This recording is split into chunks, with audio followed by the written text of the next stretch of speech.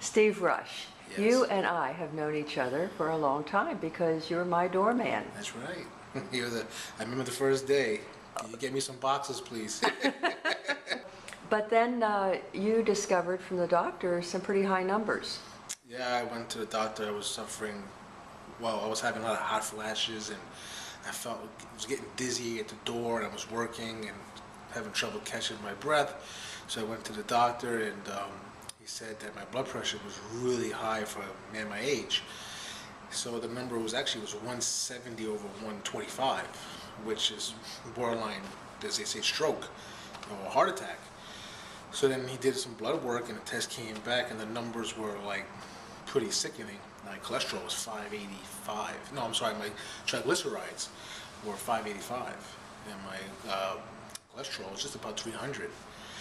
So I had asked him, as I was speaking to you at the time about, not eating meat, and he was kind of like apprehensive with the whole idea, feeling that, you need your proteins from meat, you need certain vitamins and minerals that come from meat products, and I was kind of repeating what you had told me, and he was kind of scoffed at the idea. Because doctors don't study nutrition. Well, that's what you told me, and I kind of was like, I'm going to take a crack at this myself. So I eliminated meats and pork, red meat steaks. The one day I didn't was chicken, because I have this love for chicken. I went back 3 months later for the recheckup, and my blood pressure was an astonishing 120 over 70. And my blood work came back, my triglycerides were at 198, and my cholesterol was at 202. So I had knocked down more than half of my triglycerides, and my cholesterol was down at a healthy number. And my good cholesterol was at a healthy rate, and he asked me, well, what did you do? This is in 3 months, you don't see numbers come down. So I said, well, I eliminated red meat and dairy and all the stuff, high fat, saturated fats. And I kind of said a little grin and said, you told me not to do that. And I felt better. I had better energy. My digestion was better. I felt more lively in the morning. After I would eat a meal that had no meat in it or any fried food or any dairy products, I didn't feel lethargic. I felt like it was fuel. And I was getting that energy from the greens and the vegetables and everything that you would think would come from meats and stuff. I wasn't getting that. Mm-hmm. And it was a drastic change in my life. So that's where I stood with that. It was, I stand corrected, because I was one that always said, nah, I'll never eliminate steak from my diet. That's to the day I die. And those kind of words go together. Red meat, you die. It seems, and I had cheated, because I had this, I was out and at a party and having a celebration. I ordered a steak, and I can tell you, after I ate that steak, I felt so sick. And it was instantaneous. I felt like there was a 20-pound blob in my stomach. And Amazing. It took forever for me to digest it. I almost could feel the slowdown in my body. Mm-hmm. So thanks to you, I stood corrected, and I admit, you were right, I was wrong. But I think you were quite surprised at the response of the doctor. Once he actually saw the numbers that he wasn't able to bring down for you, and criticizing your diet, that he almost grimaced with saying, oh, you mean you're a vegan now? I think that's what he asked me, he goes, well, you gone vegan? I said, well, no, because I still do eat fish and I eat chicken.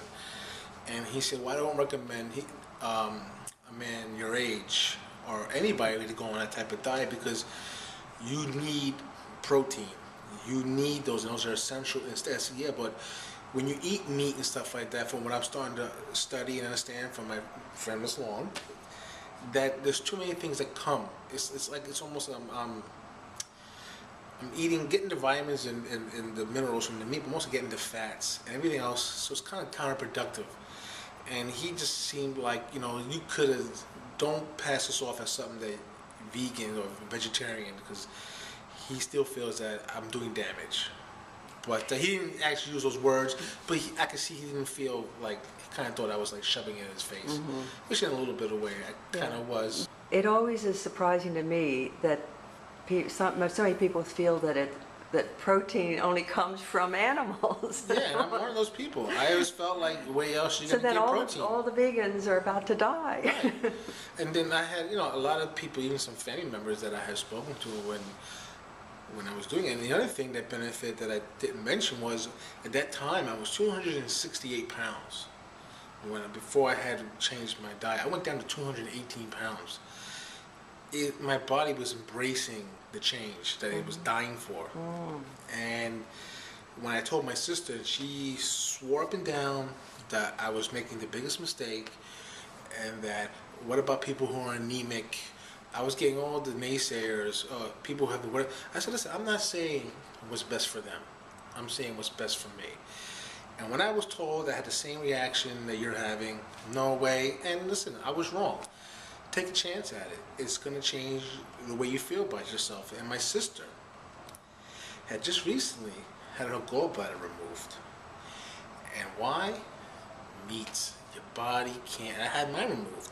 I was a big meat eater. Your body just can't somehow eliminate everything that comes with it. And I think it's unusual, the alarming rate of people having these surgeries. They're getting younger and younger and having these surgeries that people get usually when they're in their 40s. I was 25 when I lost my gallbladder. I mean, that's not, who hears of that? And my diet was strictly hamburgers, hot dogs, steaks.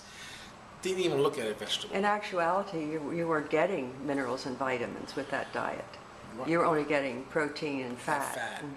And my gallbladder just said, enough.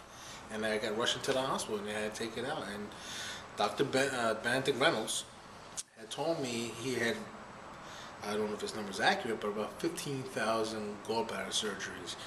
He said I was one of the youngest, and it was in top 3 of the worst gallbladders he has ever seen.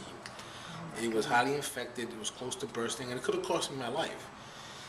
And I had the up and down effect with my diet, and the thing that's happened with me is I kind of went off the vegan track. Yes. And it's got me right back to square one again, which I had decided, you know what, I can't play around no more. My body's is asking me to make a choice, and my choice is to go back to what you've been given. But in your case, you just gave up most of the things. And I think it's interesting to note that dairy is such a culprit, much more than some people might think. I agree with you, Ms. Long. Absolutely. Woody Harrelson, the actor, I have listened to his interviews when he was shooting some movies, and he was always spitting and phlegm, and he's always had a runny nose. And one of the actresses on the set said, "I could fix that for you in about a week." She was, eliminate dairy from your life, and you'll have that problem no more. And he did it, and he says he has not touched dairy since. Now, every time he goes on a movie set, he's pumping up the, no dairy, it's bad, you're not supposed to have cow's milk, and the saturated fats, the calories is just so bad for you. I want to bring up one more thing, that the doctors are saying, like I told you, I took a pill can for a problem I'm having in my intestinal tract, and the doctors still swears up and down that red meats and cheese and dairy that I used to consume at an alarming rate had nothing to do with my problem. But I want to do an investigation of that, because I think he's absolutely wrong. I'm not a doctor, I didn't go to school, but I know my body. I have a problem that little babies have. Adults don't get what I have, and it's called intussusception of the small bowel. It's when they can't digest food right, and the intestines are slamming into one another. So I said, well, could that be over years and years of abuse of eating toxic foods? And he says, no, it's unrelated. He goes, and if I was you, continue eating what you want to eat. And I think that's a little sad that a doctor would say, continue on. That you have done your own research. You actually made a shift. And it really is a matter of a lifestyle shift. It's not a matter of going on to a diet. It's a lifestyle change. It's changing, the old saying, don't, live to eat, eat to live. Well, I could say I was living to eat, because, who doesn't love to have a good meal? I mean, everyone loves to go out and have a good time, eat something tasty, and I never thought that can come in something that didn't involve a steak or burger or a hot dog, anything of that nature, or a milkshake. And boy, I'm at an age now, I'm 39 years old, about to be 39, and it's not enjoyable anymore.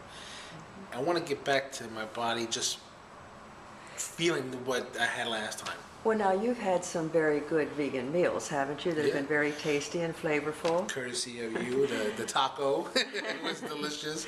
The sausage that you gave me, which had some in it, but you can tell the difference. But And there are available that they don't have them in. you gave me the burger, the meatless burger that I went home and cooked. That was delicious, and you can't tell the difference. I never thought that, man, this is going to be drastic. What a change. I mean, am I going to get used to this? Is this something that I'm going to be able to hang on to?